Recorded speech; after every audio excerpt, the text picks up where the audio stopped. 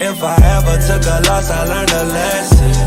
I won't ever think I'm better than the next man. I've been down before to come up, I ain't stressing. Baby, I'm too busy counting all these blessings.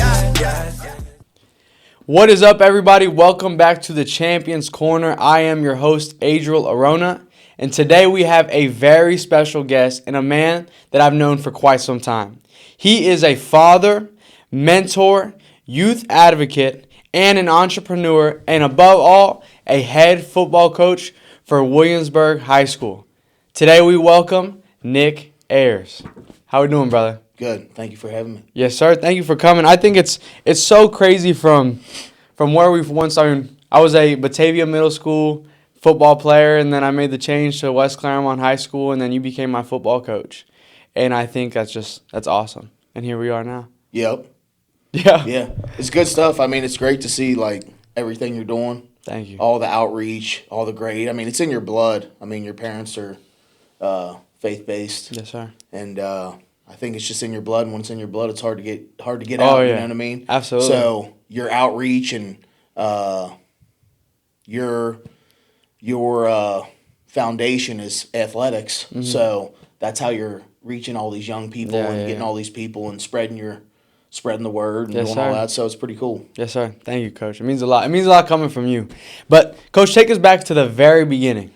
What was it like growing up in the Glenesty area, going to Glenesty High School? What was that experience like for you? It was awesome. I mean, I had great parents. Both my parents are passed away now, but but Glenesty was a huge part. It helped raise me. Mm-hmm. You know, we were always up there. Yeah. Whether it was at sporting events, we'd fish in that pond. Whether it was catching, there's probably only one or two fish in there, but we'd go there, spend a ton of time with my dad. He coached up there. I think when my dad had passed away, he had ended up putting 52 years in up there. Wow. Yeah, as a coach. That is a long time. Yeah, long time. Yeah. So it was just both my parents were alumni there, graduated in the late 60s.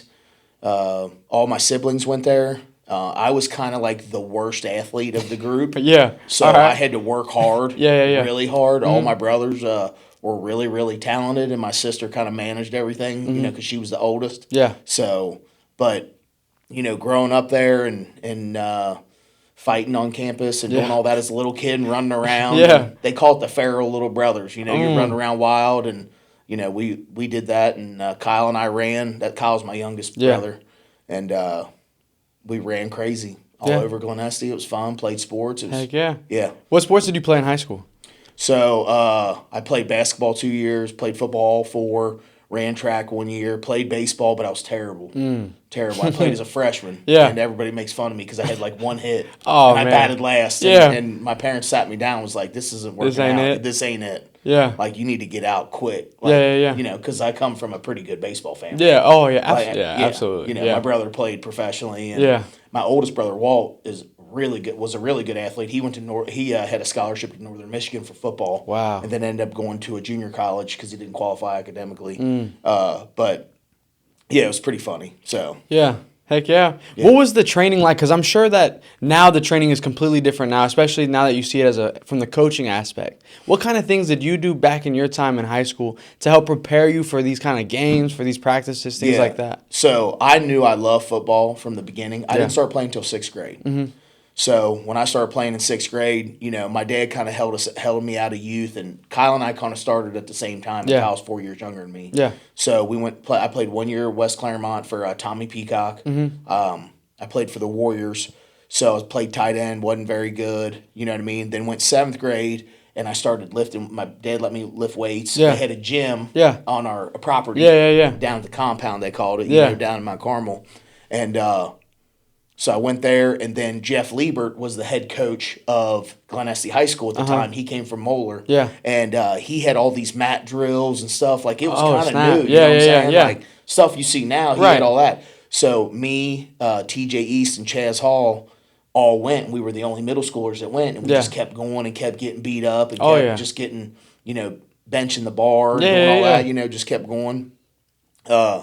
And then I went to my dad and I said, you know, I want to get strong, like real strong. So my dad had a garbage company that he helped run with some of my other family members, and and he didn't have time, so he sent me over to Powerhouse E-Skate. That was a gym over there by the mall. Okay.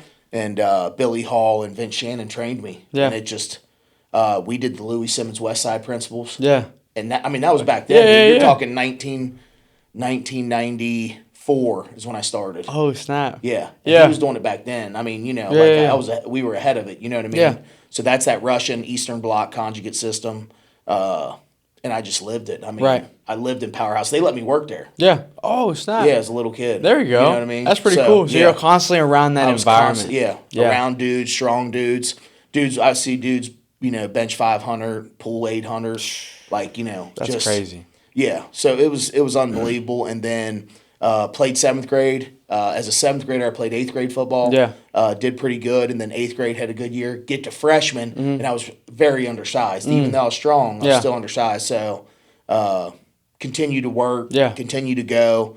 And then I told my dad I need to take the next step and all that. So Schwartz Laboratory in Silverton had just opened up, and Vince got me a sponsorship. And Vince gave me all these supplements and stuff, and it was the creatines and all that. And I started just gaining weight and stuff. By my senior year, I ended up being a decent football player. Yeah. You know what I mean? Yeah, absolutely. Now, when you entered, though, high school, right, you spoke on your coach had come from Moeller.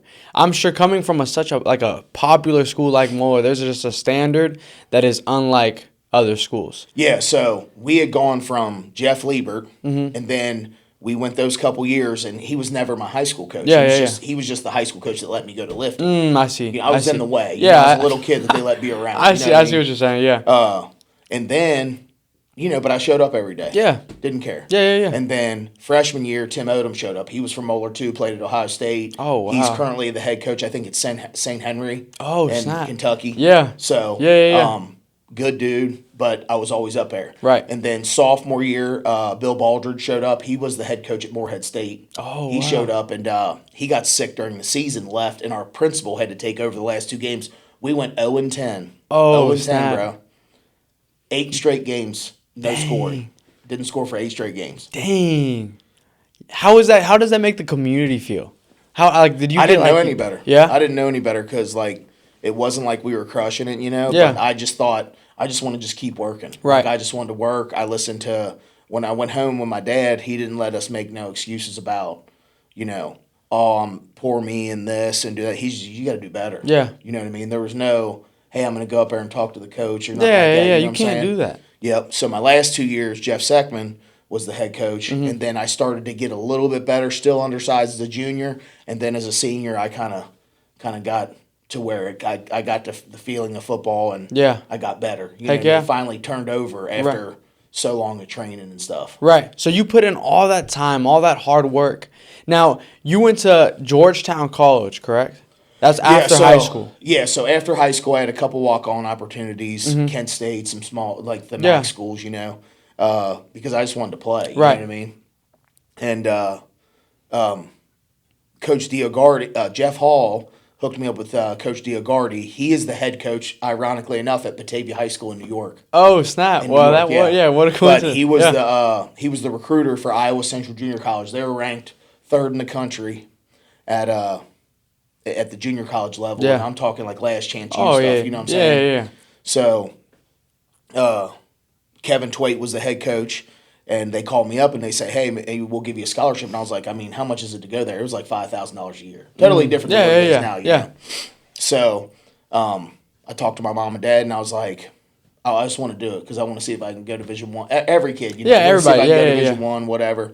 And and I had gone to like Thomas More when they were Division III and stuff, in Mount St. Joe, and walked around and stuff. And I was like, I want to go see. I want to see it. Right.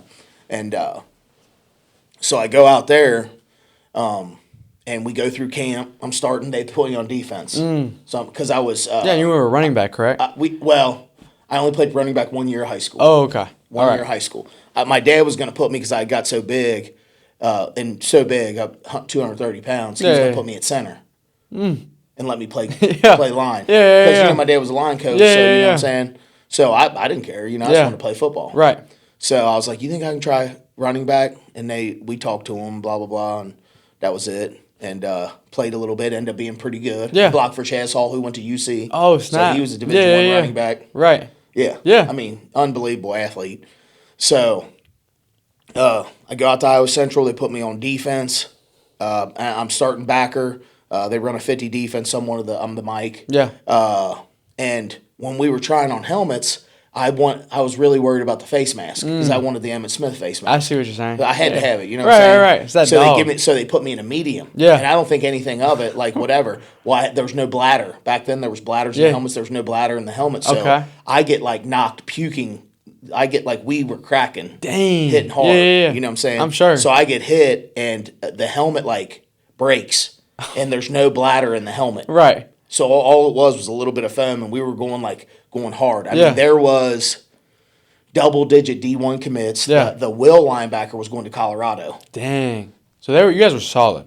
Oh, yeah. You guys had guys going everywhere. Yeah. He was going to Colorado. He got hit by a car. Dang. He got hit by a car in a fight. What? Somebody ran him over, and he didn't end up going to Colorado. Wow. It ended his career. Wow. Yeah. That's crazy. Yeah.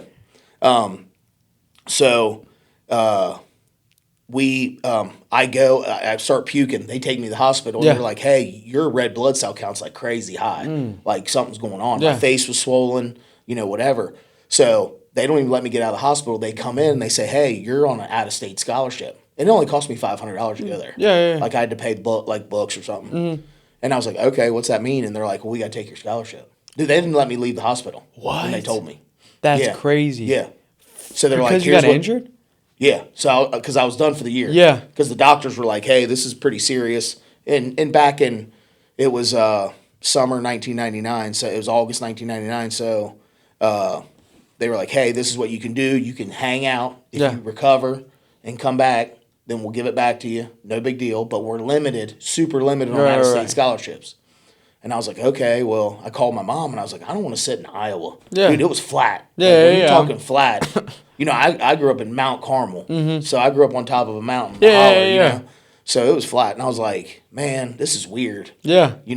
And my roommates were great. There's a couple funny stories about my roommates and stuff that we had. I got to meet the rock group Slipknot. Okay. Because they was from Harlan, Iowa. Yeah. Well, when I got hurt, I came back home and there was a kid sitting on our floor. Sorry to go all over the place, man, you're good. Let's go. I came back from the hospital before we decided I was going to go home, and there was a dude sitting on the floor playing like a guitar or whatever they was playing. And I was like, oh, you in a band? And he's like, yeah, I'm in a band. Yeah. And I was like, oh, what's the band's name? And he's like, Slipknot.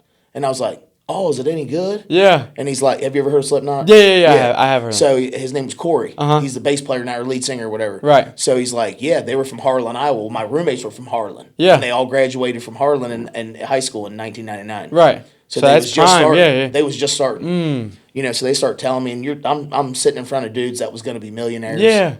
Ain't that just, crazy? He was just sitting there playing and stuff, and they stayed in our apartment right. a couple days, hanging out with their buddies. It was fun. Oh, snap. Yeah, it was kind of cool experience. Cool. Yeah. So I come home, I tell my mom I don't want to do it. I drive home and just start working at bars and stuff and hanging out and had some friends and not doing much. And we get to the next summer. Yeah. And Ike Klepper, who he's a Batavia alum.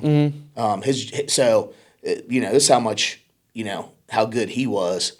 He was player of the year in whatever the league was back then. Yeah. The Claremont County League or whatever in high school. Got a full ride to UC. He was player of the year as a lineman. Dang. Yeah. Like, how hard is that? You know what I'm saying? Yeah. But he ended up going to E1 from Batavia. Wow. Played in a couple games for UC and then transferred down to Georgetown. Well, he was getting ready to leave, and he's like, dude, you ought to just come to Georgetown. Yeah. And I was like, man, I don't know. I don't think, I think football's over. Mm-hmm. He's like, no, I think you could play. He goes over, and he and I have been friends since we were under a year old, since we were born. I mean, best friends. Yeah. So we talked to my parents and stuff, and my mom's like, if you ever play special teams, to win. Like that, Yeah. I just hope that you get a chance to play special teams in your career. Right, this wasn't year one. Yeah. This was in your career. So I was like, okay. And she was like, we'll pay for you to go and walk on the first year. Yeah. So I go down there. The the first 2 weeks they call me Mike. They don't even call me by my first name, Yeah. not my real name. Right. My Uncle Mike had went there in the 70s and was alumni. Yeah, Was a pretty prominent college coach. Yeah. He was a college head coach for 30 years. Oh, wow. So, they called me by the wrong name through camp, all that. They tried to put me on the D line. Yeah. I was like, Coach, can I at least have a chance at running back, Yeah. please? Game 4, a guy gets hurt, and then that's all it is. Yeah. Game 4 my freshman year, I started. There we go. And then there it was. There we go. That is awesome. But was it frustrating for you going from like that JUCO where you're playing with guys and you're competing with guys who are going Division I, and you're right there, you're starting right there with them, and then going to a smaller school like Georgetown College? Did that affect you? Was that like nothing? Nah, because and people will say this and people will talk and ask you questions like, what's it like being the head coach of a high school? I'm the head coach of XYZ 7th grade or 4th grade, blah, blah, blah. I'm like, dude, when the game starts, do you even pay attention to the crowd? Yes. If you're paying attention to the crowd, you're focused on the wrong thing. You ain't hearing what you want to hear. Yeah. You know what I mean? You ain't doing what you're supposed to be doing. And it's like, I started out at Glen Estee as an assistant, but then went down to be a 7th grade head coach. I loved it. Yeah. It was unbelievable. Right. You know what I mean? Because you get to coach everything. Yeah. There's a lot less BS. There's only 20 kids. Yeah. And you get to do that, and you're the head coach. Like, there's too many people. If I worry about what someone else is doing, it takes away from what I'm doing. Absolutely. You know what I'm saying? Yeah. And, like, I never try to work. Anytime I get caught up in it, and I get caught up in it every so often in certain things. Yeah. And I'm like, I wonder what. And then I'm like, stop. Just worry about you. Yeah. You know what I mean? Yeah. When I start listening to people and start doing whatever. When I applied for the Glen Estee job, when all I had was 7th grade head coaching experience and some assistant stuff. Right. The only reason I got the job was I didn't require a job in the building, and the district was so financially strapped. Wow. Because pay to play was $500 or $495. Dang, that's what it was? Yeah. Wow. Pay to play was $500. Wow. Or, whatever, close to it. There was the facilities weren't great, whatever. But I got lucky that they gave me the opportunity. Dan Simmons gave me the opportunity. Yeah. And I interviewed possibly well, or maybe I was the only one that interviewed. I saw a dude walk by me, but who knows? And maybe I was the only one that didn't require the job in the building. So when that had happened, and I got the opportunity, I was like, I'm going to be the best at this. When I worked for Zach Taylor at Glen Estee as his assistant, I was the head coach of the running backs. I was the head coach of special teams. Yeah. Everybody's a head coach. Right. It's just certain divisions, brackets, whatever. Yeah. And then as you elevate your game, you can take on more people. Throughout my career, there have been times at West Claremont a lot where I've listened to outside stuff and not done well because I'm like, I didn't do what I was supposed to, what got me there. Yeah. I flipped on it. And you should never flip. Right. You never flip on your kids. You know what I'm saying? Yeah, You never yeah. flip on what you believe because people will call me delusional or unrealistic. Well, what am I supposed to be? Right. I got a Division II head coaching job after coaching 7th grade 1 year. So just there, people are like, why would you apply? You're not going to get it. Yeah. Well, I applied because I'm alumni and I loved Glen Estee. Yeah. You know what I'm saying? Absolutely. So it's just about like where your heart's at in your mind. Your mind and stuff like that. Like that's all I was. I'm not good at a skill level sport. I'm not going to be good at golf. I'm not going to be good at baseball. I'm not going to be good at those. Yeah. But if you ask me to do something, I'm going to do it as hard as I can do it. Hey, all I got to do is run into that as hard as I can over and over and over again. And that's easy. Yeah. That's easy. And you give me the purpose, and Georgetown gave me that purpose when I went there because I loved it so much. Yes. Absolutely. It was so unbelievable, you know what I'm saying? Was there something about that culture that made you buy into something like that? Or was that just you, like your own self, you were like, you know what, if I'm going to do this, I'm going to do it at 100%? Or was the culture at Georgetown a little bit helpful towards that? Oh, yeah. Yeah. Yeah, and that's why I struggled going from college to NFL is because at Georgetown, you knew it was nothing but love. And off the field, on the field, whatever, you knew they wasn't getting rid of you. Where I struggled with the NFL is when I showed up, any day you saw the Turk, you know what a Turk is? Yeah. That's the dude that cuts you. Oh, okay. You know what I mean? And he treated me good. Don't get me wrong. Jim Lippincott. Yeah. You know what I mean? He treated me good. He's the one that had signed me. And but every day I struggled.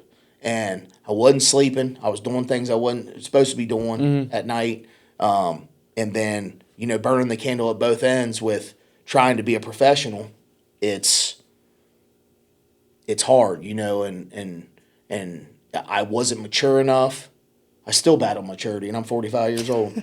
But I wasn't mature enough to handle the lifestyle that brought with the circumstances and what all was at stake. You're at the highest level with the baddest dudes in the world. Absolutely. You know what I mean? I'm sitting there watching Chad Johnson. Well, you guys call him Ocho, but Ocho. I was watching him. He'd run an out route, and it's like, dude, he didn't even slow down. Yeah. That's crazy. You know what I mean? Huh? You watch Keywan Ratliff or Madu Williams. Right. They was in our draft class. So you'd watch them, and you'd be like, gosh, dude, they can just move. They can just move. Yeah. We'd be in linebacker drills with the fullbacks and stuff, and they'd grab onto you, and you'd be like, ooh, I'm outmatched. Yeah. Yeah. I lifted hard to get here. Yeah. You know what I mean? Absolutely. I worked hard to get here. It's the best of the best. It's the best of the best. Yeah. And when they grabbed you, it was kind of like, man, I got to figure out how to win this because I'm not as good as him. You know what I mean? And that's the constant worry and the constant, and I was at the field 5 a.m. and, it just didn't equate good for me. Right. But what was that transition like? So not many people get the opportunity going from a NAIA school, a D3 school, to then getting an opportunity to play at the highest level in the NFL. How did that opportunity arise to you? So my career ends. I had a pretty good career. Yeah. You know what I mean? Broke some records. Played on unbelievable teams. We won 28 straight games. We won 2 national titles, played in 3. Yeah. Underachieved my senior year. We went 9-3. Lost to St. Francis, and I think they lost by a field goal to Carroll, Montana. To win the chip? To win it. Yeah. And we had lost to them. I can't remember the score. Yeah. And then Ike was playing Arena League down at Lexington Horseman. Okay. And Bob Spire, who is now Highlands head coach. Okay. And he's been all over the country coaching. Unbelievable coach. Yeah. Ike goes, dude, come down to this NIFL tryout. And I was like, dude, I just want to try out. I want to try out and get in camp in the NFL. And he's like, dude, if you can't make this team, you ain't going to make the NFL. Right. So I go down to the workout. They pull me in after, and they're like, listen, Derek Homer is our running back. And the NIL, so Arena League, do you know anything about it? I'm kind of familiar with it. So Arena League has a 280, 300-pound fullback that blocks. That's his whole thing. Yeah. NIFL has a scat back. Okay. So I was not a scat back. Yeah, I was more of a heavy hitter. Yeah. So I fit more of the AFL 1 model. And then he fit more of the NIFL, and he was unbelievable. He played at Kentucky. So, and he played for the Baltimore Ravens. So he was coming back, moving back to Kentucky. Yeah. And he was like, you know what, I'm just going to play. So Coach Spire brings me in, and he goes, look, and I had been working out with my roommate. Yeah. And he was getting ready for the NFL too. And so Coach Spire brings me in and goes, hey, listen, dude, you did unbelievable. But you don't fit what we do. I want you to be on the roster, but you be on the practice squad. Yeah. And then whenever we need you, if whatever, then we'll have you dress and do whatever. And I was like, well, I mean, I'm working out for 3 teams. Yeah. And he's like, well, but you can sign with us, and then you can go work out for them. And I was like, no, I just want to focus on doing that and see. And he's like, but son, you're just not. Like, you know what I'm offering you an opportunity here. And so when I said, no disrespect, I just really want to try. Yeah. I want to do this. So I had some stuff planned with New England, Carolina. Oh, snap. Carolina came up and actually worked me out, and me and my roommate. Yeah. And then I went to Paul Brown, or it's Paycor now, but I went to Paul Brown and worked out there for them. So I just kind of threw everything in that one basket, So I work out for Carolina. They kind of tell me where I'm at. New England, because we didn't have an indoor at Georgetown, was supposed to come work me out. The regional scout was from, like, Richmond, Kentucky. Okay. So it had, like, stormed real bad. So he couldn't make it. And I said, can I forward my numbers from the Carolina workout? Yeah. And he said, yeah. And he said, here's our situation. This is what we do. This is this is where you'd fit in, Yeah. whatever. And it was just kind of like, they probably tell hundreds of dudes this. So then I finally just start researching agents. Yeah. And you couldn't do it on your phone. You had to do it. You had to do it on the computer. Yeah, on the computer in your dorm. So I find just local agents, and Mike Eubanks from Bluegrass Sports was a local agent. He was Jason Akers, the kicker for the Philadelphia Eagles. Agent and stuff. So I just messaged him. I said, hey, here's this. You can do a check on me with my accolades and stuff. Can you meet me? And he goes, yeah, meet me at Waffle House in Richmond at this time. Yeah. So I drove down and I said, look, my uncle has connections. I think that's why Carolina worked me out, because my uncle was the head football coach at Wofford. Okay. And that was where the Carolina Panthers training camp was. Oh, snap. So that's, I think, one of the reasons they came up, but then they started really looking at me. Yeah. And then he goes, okay. And he's like, who else do you know? And I was like, I really don't know anybody. And I said, if you get me a workout in Cincinnati, I'll promise you I'll do good. Yeah. I'll show, So for whatever luck, they get a hold of Jim Lippincott. Mm-hmm. Jim Lippincott, he coached at Moeller. Unbelievable coach. Yeah. He was the Turk, and he got me into the any guy that was certain level that graduated from a high school in Cincinnati area or the tri-state went to this workout. Yeah. So I go to the workout, and I do really, really, really well. Okay. Ran really well. Yeah. Bought out. Yeah. Yeah. I mean, unbelievable. Yeah. So, and all these, I was a small school dude there. Uh-huh. So I get ready to leave, and I'm like, okay, well, they're not going to, talk to me or whatever. And they said, hey, come here. So Jim Anderson and Jim Lippincott come over. J.A. was the running back coach, and they come over there and like, so who have you talked to?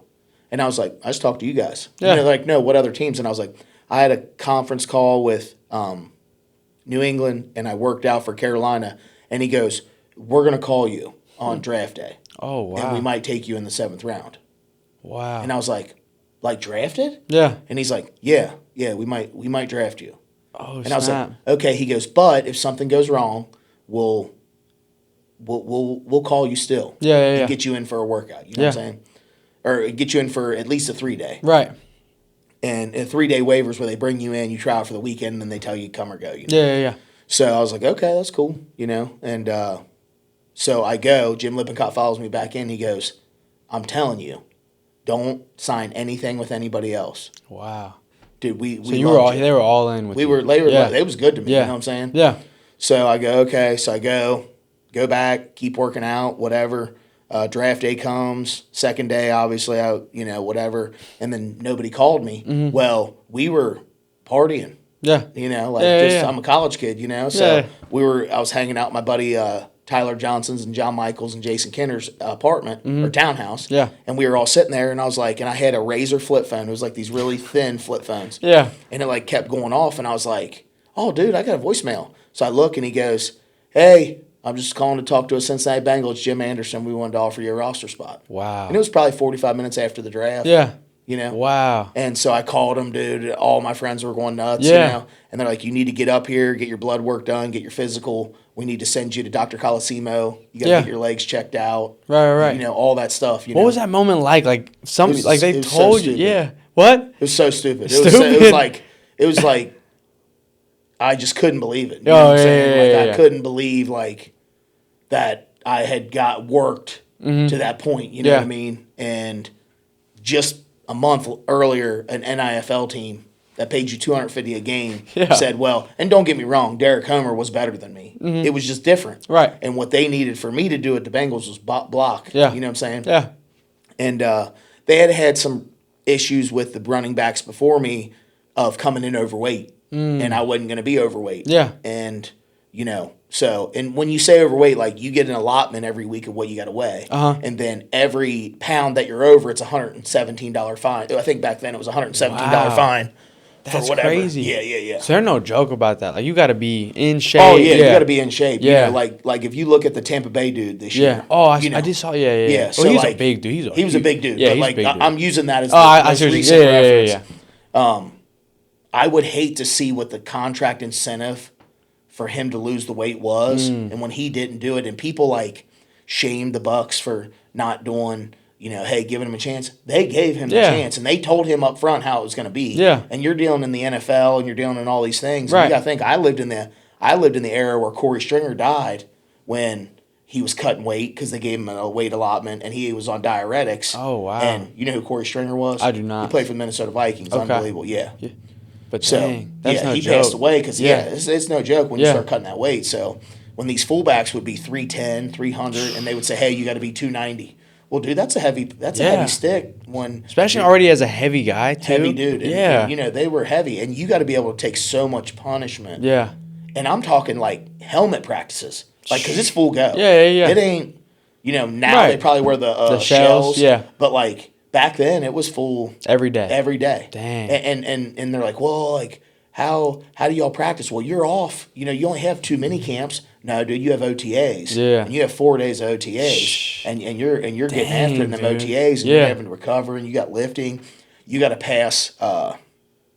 They'd have these woodways set up, and you'd have to run minute 10s at certain speed. To gain up to get you in shape. Yeah. Chip Morton, the strength coach, he's in South Carolina now.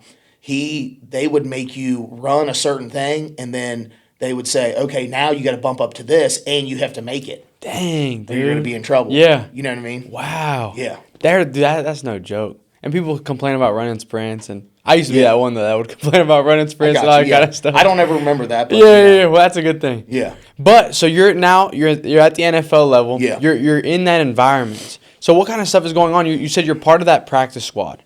So what is different? So they bring in 90 guys. Mm-hmm. The back then you were going to be about 53 main roster, and then they were going to have 6 practice squad guys. Yeah. Now it might be more. I don't know too much about that. But so we're 90, and that's everybody. That's them having 6, 7 quarterbacks, 4 kickers. All those things. Right. And so I start out at the bottom. Like I'm just not taking reps, in team. Yeah. You know what I mean? And you got to think, they just named Carson Palmer the starter. Oh, snap. So John Kitna was in our group. Yeah. He's now the coach at Lakota East, right? Yeah. Yeah, he's Lakota East. Yeah.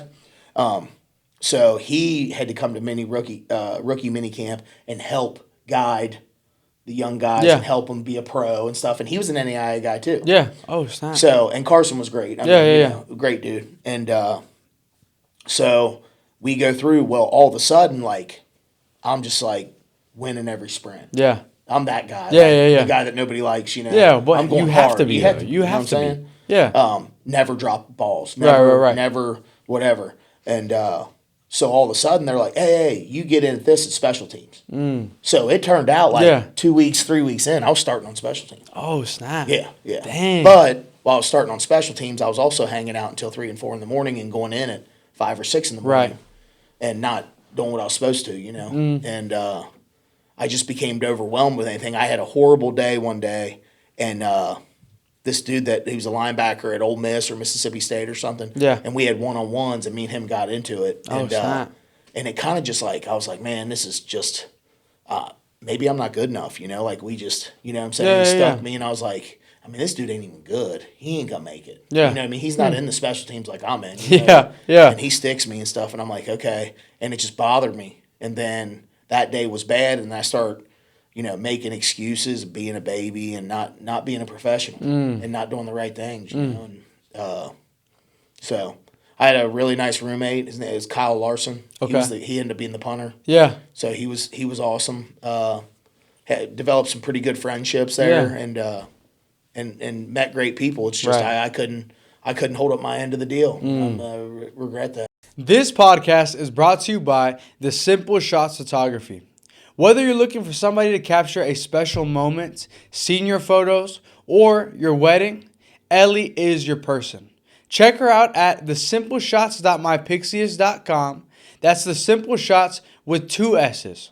Or check her out on Instagram at The Simple Shots. Also, use code CHAMPIONS for 10% off on your next purchase. This podcast is sponsored by Relentless Fitness. Parents and athletes, if you are seeking to get faster, stronger, and more explosive this season, you need to check out the Relentless Athletes program. Each athlete is trained correctly. Speed, agility, power, and strength, all designed into a 12-week system to help translate those skills onto the field and the courts. Each athlete will be given a report card, hands-on training, and a program built to help you level up. This 12-week program is coming up soon, and spots are always filled fast. DM them at Relentless Fitness to secure your spot. We hope to see you there. This podcast is brought to you by Nuevo Dia Cincinnati. Are you looking for a place to call home? Here you will find community, support, and a place to grow your faith. Join us every Sunday at 2 p.m. To learn more and connect with us, check us out on Google and Facebook at Nuevo Dia Cincinnati. That is Nuevo Dia Cincinnati, where every day is a new beginning. This podcast is sponsored by Train Like a Champion, where athletes come to get real results. There are no cookie cutter workouts, just science-backed training to help build your speed, power, and performance. For more information, check us out at tlctrainlikeachampion.mypixius.com or follow us on Instagram at tlc.513athletes. It's time for us to train different and train like champions. Now let's get back to our show. Now, a lot of times, though, not everybody can have the most profitable career in the NFL. A lot of times that stuff just ends up not working out. But there always is life after that. I know everybody has a dream, like, I want to make it to the NFL, I want to do this. But a lot of times it's what's going to come after that. So what was that after that NFL experience? What came after that for you? So I just kind of started dabbling in coaching. I asked Coach Taylor if I could help him with the running backs or whatever, and I just got done playing. So yeah. I was ready to roll. Coach. And we had a great year that year. I think we went to we lost to Dayton Carroll in the regional semis or regional finals. And this is for Glenesty, correct? For Glenesty, yeah. I was an assistant. Yeah. And then just went back and forth, did some strength coach stuff because of my degree. I have a kinesiology degree, so went into some strength field stuff with Mount St. Joe, did an internship, and then, which I'm grateful for, and have kind of bumped around and trying to find my way, and sometimes I'm late to the game on it, sometimes I'm not. Yeah. That's cool, though. That's really cool. Did it bring you, like, a lot of, like, not self-accomplishment, but did you feel really proud going back to your alumni high school and coaching there? I loved it there, but I was never proud because I always felt like I failed, with some point of, you know what I mean? Yeah. Like I didn't make it when I should have. Right. You know what I mean? And I didn't graduate when I should have in college. And I didn't do the things I should have. And when the worst thing is the regret. It's never the pain of going through it or the class you hate or it's me trying to, like, when I coach these kids, I never want them to be like me, ever. Because it's not good. Right. You know what I mean? Yeah. My daily struggles now are 100% attributed to my inability to make good decisions when I was younger. And I now have kids, and I'm married. Yeah. And that they suffer for it. You know what I mean? Yeah. Or my job suffers for it. You know what I'm saying? We go 10-0, like I'll use just recent history. Yeah. We go 10-0, and I have to work multiple jobs and do different things, and maybe I didn't prepare for North Union like we should, and it cost us that game. And then there's a blemish on that 10-0 record because you go to the first round of the playoffs, which it's second round, but it's our first game because we had a bye. Right. And you have that blemish, and all of a sudden you're like, I did this. This is my fault. Yeah. And as the head coach, you have to take that accountability. You have to. You know what I mean? Yeah. When I can't get what my kids need, then whatever. When I can't get what our players need to be successful, I need to take accountability for that. Yeah. I need to take the role of, I signed up for this. This is what I do. The kids didn't pick their coach. Right. You know what I mean? So I need to sack up and say, this is what we're going to do. Yeah. So you coach under Coach Zach Taylor. I think that's really cool. I didn't know that. I didn't know you were first to coach for him because then he came over when we were at West Claremont. Yes. But now we're going to enter that West Claremont. So you were the first coach when West Claremont was founded. Yeah. So it was Glenesty and Amelia that combined schools. What was that like, especially coming in as a coach, it's brand new, and there's a rivalry between the two schools as well. So like you being there from the jump, what was that like? It was awesome. It was awesome to build it from the beginning, to feel a part of that. Yeah.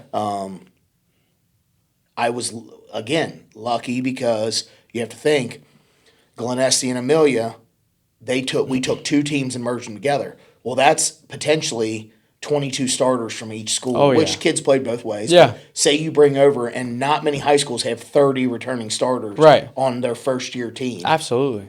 So it's a different element. You know what I mean? Yeah. And then the hype and the newness and all that and all those things, but the pressure to say win, maybe that's self-inflicted. Yeah. Maybe that's from what I thought the administration thought, whatever. And, again, I did bad sometimes. I mean, I was probably 50-50 on good and bad in that 5-year career I was there. Mm-hmm. You know what I mean? Yeah. COVID happened. That was an excuse maker for everyone in itself. Yeah.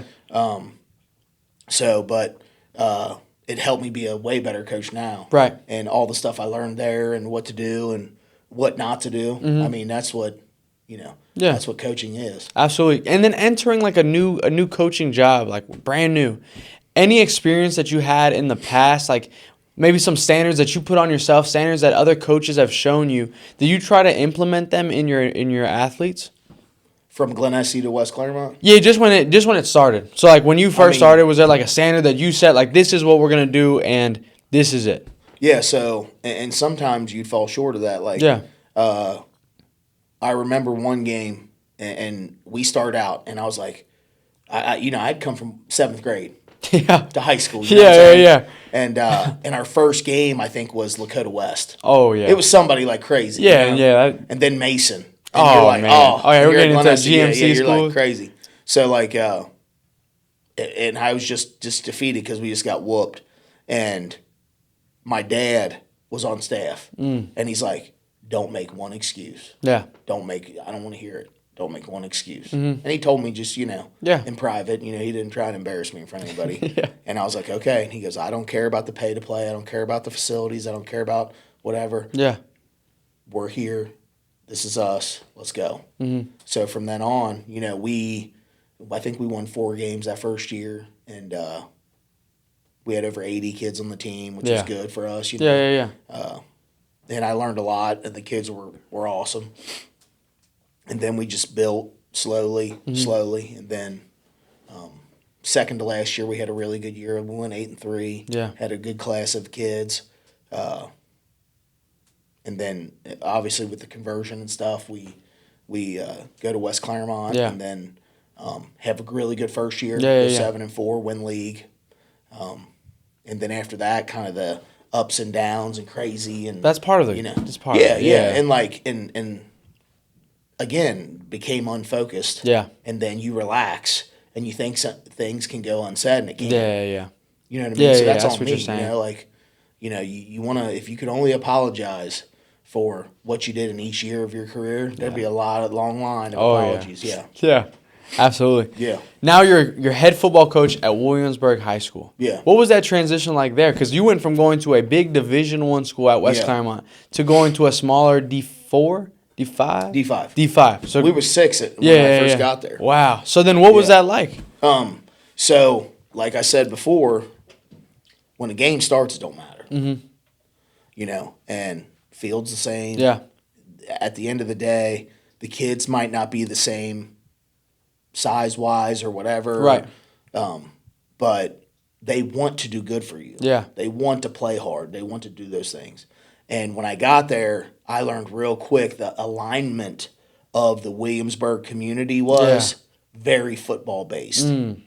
They cared even before. When you deal with larger schools, there's so many things going on that maybe they do care about football, but it's 7 o'clock on Friday. Yeah. Well, the game's won far long before that. Oh, yeah. When nobody's watching. Right. Yeah, absolutely. You know what I mean? Yeah, absolutely. So, the thing I have to uphold still is in Williamsburg is whether you're out to dinner or you're somewhere or whatever, you represent Williamsburg and what the value of there is. And it's a 24-hour-a-day expectation. Oh, yeah. And it aligns with we want to be good at everything. If you look at the academics, if you look at the drug testing policy, the whole Wildcat Way standard, it's a full 360 of academic, holistic learning, and athletic performance. Yeah. And that right there with that 24-hour support helps you so much. Right. Absolutely. That standard is we're here with you every day of the week. Oh, yeah. Like, lifting is mandatory at Berg. Yeah. There's not one excuse you can make. You need to be there. That's what I like to hear. There we go. And that's from the top. Yeah. That's from the top of the top. Yeah. Like, you know. And then I bet now, too, with you setting that standard, then the seniors, the upperclassmen then begin to encourage the freshmen, the sophomores, and then, boom, just everybody just grows. Then everybody starts to buy in. So then now the upcoming generations that are to come to the high school, even the middle school, everybody's all in. Yeah, so our slogan for 26 is all in because you do have those guys that go in the weight room and hide, or you do have those things, and then we're in such a hate culture now. You know what I mean? You disagree, and all of a sudden we hate each other. Yeah, we don't like each other. Like, what are we talking about? Right. Bro? Like, you know, if I did that, I mean, I might as well not got married, not done nothing. You know, if you can't agree. But how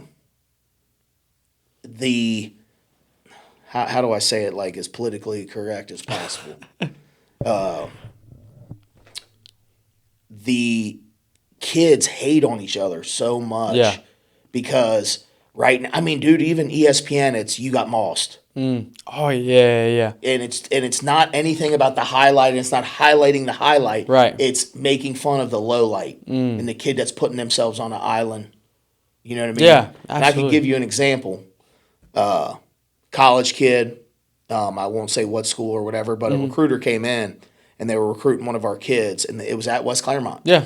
And they were talking and stuff, and they're like, "We need to replace this kid." And I did some research and stuff, and I go, "Hey, that kid's coming back, and he started 2 years. Yeah. So our kid's not gonna take his spot." And he goes, "Well, he had a nervous breakdown because he was on You Got Mossed." Wow. And everybody had made fun of him on Twitter at the time. Well, it's X now, but yeah. At the time it was Twitter, and he had a nervous breakdown where he wasn't going to play football anymore. Wow. It was like that. It was like that. Wow. Dude comes back. They finally put him through all this psychological. He had to go meet with somebody, which, nobody in football likes to say they're weak like that. You know what I'm saying? And he comes back, and he's an All-American. Oh, snap. He recovered from it. You know what I mean? Yeah. Like, there's all those battles. Right. You know what I mean? Scatterboot just was on WWE or. Oh yeah, so that dude's crazy. And everybody's mad at him now because he broke his ankle. Because he's having fun though. Yeah. But like he had his ankle injury. Yeah. And then he went there. Well, there's all these people mad, and it's in New York too. Right. You know what I mean? Oh yeah. He got tons of hate. This kid got tons of hate, and he was at Division II college. Yeah. Much less being like this hype scatterboo. Their team's 2-8. I just saw him this morning. Yeah. And everybody's mad at him, and it's like. There's so much of that where, like, how come it's not lifting each other up? Right. How come it's not, like, this is what, it's the opportunity. You know what I mean? Yeah. I was given the opportunity to go to the NFL. I ruined it. You know what I mean? I was given the opportunity to be the head coach at Glen Estee. I made the best of it. I was given the opportunity to be the head coach at West Claremont. There was things I let happen that shouldn't have happened that wasn't good. Mm-hmm. And then when the Williamsburg job opened up, that's the best job in Cincinnati. Yeah. You know, I'm not saying any GCL schools would ever call me or GMC schools will call me, but if they call, it's an easy answer. I'm staying where I'm at. Right. You know what I mean? Yeah. Because the alignment of what Berg has and the love that you get and all that, that's why you're there. Mm-hmm. You know what I mean? Yeah. And I just want an opportunity to coach and develop kids and get them whatever. My kids are still going to big time visits. My kids are still going and getting big time opportunities. It's my job to get them that opportunity. Right. It's not my job to hold them back. They're told on social media they ain't nothing all the time. Right. Or in the classroom or whatever. Or random text messages. Yeah. AI is going to be, dude, in 2 years, your voice is going to be on here and somebody's going to make up a whole interview with your voice moving. Yeah. Crazy. Yeah, and it's going to look just like you was talking. Yeah. Yeah, that is insane. It's insane. Yeah. Like, people just make up stuff. Right. You know? Yeah. It's crazy. Yeah. Now, going into the recruitment process for your kids, you talked about how it is your job to help advocate for your athletes and stuff like that. Yeah. So what kind of stuff do you do to kind of get your kids noticed? So we have a database that is pretty extensive. You have to win Ohio. right? So there's 40 colleges in Ohio that play football. I'm just making that up. It's close, but it's just whatever. Okay, there and every state that touches, has to be, you own Ohio and have the relationship and have a close-knit relationship with every school in Ohio, from the Buckeyes, all the way down to Hocking College. All right. Or the prep schools, either Cup, Cincinnati United Preparatory that practices at South Avondale, or the one preparatory up in the Huskies up in Cleveland. Yeah. Like, you have to have some reach to them to be able to get a hold of somebody in a timely manner to where your kid can get there. Yeah. Okay. Then you get every connecting state, and you have those colleges. Yeah. And then the kid says, hey, here I can play. And I'm going to say, this is what you do well. This is where you fit. And this is what you don't do well and what they're going to tell you. Right. And then we start the academic process. We start, whatever. And now, I mean, there's colleges that do like the vocational route. Hudson Valley JUCO has a really good program. They've won 6-7 games this year at JUCO. They offer like diesel mechanics and electrical electrician stuff where kids can go and say, okay, I don't know if I'm going to play college football, but I'm going to go just take the next step. And then that's in New York. You know what I'm saying? So, like, what we do is we have that database, we have that outreach, creating those relationships, and then it's a whole 12-month calendar year. So, like, I don't want to put what combine we take the kids to, because there's a limit on how many kids you can sign up, and I wouldn't want too many people not affiliated with be able to do it. But there's a combine. So after the first of the year, you get the kids and you get their testing numbers. Yeah. Okay. Then you put them in the process of, this is where you're at. Academically, size-wise, whatever.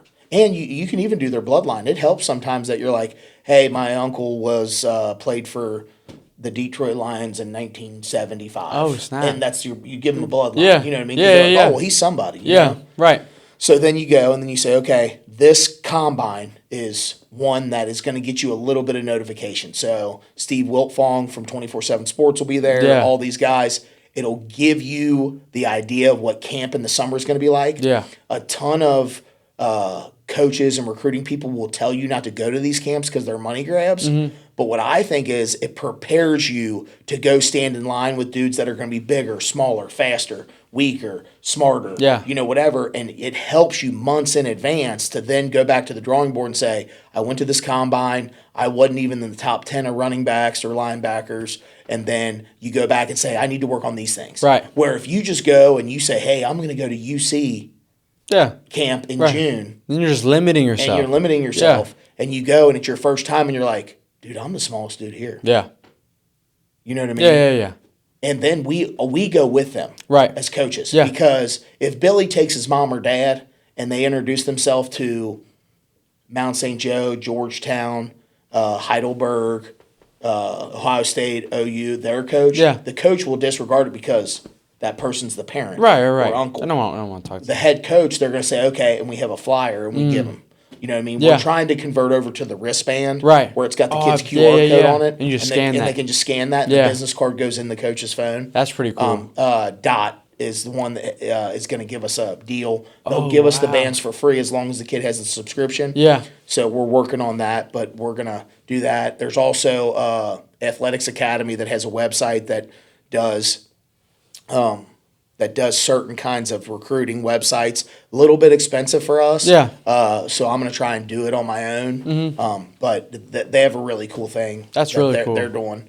So that's what we do. But it's just getting out there, talking, and then each coach is going to get hundreds of emails a day. You have to take that next step and go that extra route for the kid. Oh yeah, absolutely. And I feel like that's your role. As a head coach, you have to do, even just a coach in general, because a lot of times these young players, these young athletes look at you as more than a coach. A lot of them, you might be their only father figure. A lot of times you're that mentor. Yeah. So just letting them know that you're all into where they're going to grow and things like that. Oh, I've had jobs where, administration has told us, hey, you're not their dad. Yeah. Huh. I disagree with you. Yeah. Hey, it ain't your job to feed them. I really disagree with you there. Yeah. You know what I mean? I know I'm fat and out of shape and stuff and I like to eat, But, like, if a kid's worried about being hungry, can they really make a play for you? Yeah. If a kid's really hungry, can they really make good decisions? Yeah. Right. You know what I mean? Yeah. Like it's only you can only do so much with Hawaiian punch and hot fries and the hot pockets and the yeah, I know what you're saying. Cheetos and stuff. Right. You know what it goes so much more outside of that. Yeah. By the time you get to the game, yeah, it's over. Right. It's 5 plays. Yeah. It's 5 plays. Absolutely. That's it. You already know ahead of time, like, hey, I mean, this is going to be close. This is going to be one of them deals, you know. Mm-hmm. I got you. Yeah. Coach, it's been such a pleasure having you here with us. What is one final message that you have to a young person right now? They're in high school, they're in middle school, they're elementary school playing football. Yeah. What is one thing that you could give to them or encourage them to continue to just push them forward? It's got to be something along with hard work. Yeah. And don't ever let nobody tell you any different. And especially nowadays, everybody's so weak. Yeah. Soft. Yeah. That if you are tough and you really, really train hard, and the less you tell yourself you train hard, the better off you'll be. But do more work than talking, and then you will make it. You'll be successful. You'll be successful somewhere. Yeah. You can't guarantee what, when, where, or why, but you will just always try and do the right thing. And hard work. Yeah. And you're going to get told no way more than you're going to get told yes. But when you do get that yes, it'll outweigh everything. It only takes one. It only takes one. It only takes one school to tell you, yeah, we'll give you the opportunity. Whether that's full ride, whether that's NIL, whether that's just a roster spot. Oh, yeah. That's all a kid needs. Right. Get you that opportunity and don't ruin the opportunity. Yeah, absolutely. I 100% agree. Again, Coach, thank you so much for being here with us. It's been such an honor having you. Yeah, thank you for having me. Yes, sir. Yes, sir. Thank you all for listening, and God bless you all. I'm better than the next man. I've been down before to come up, I ain't stressing. Baby, I'm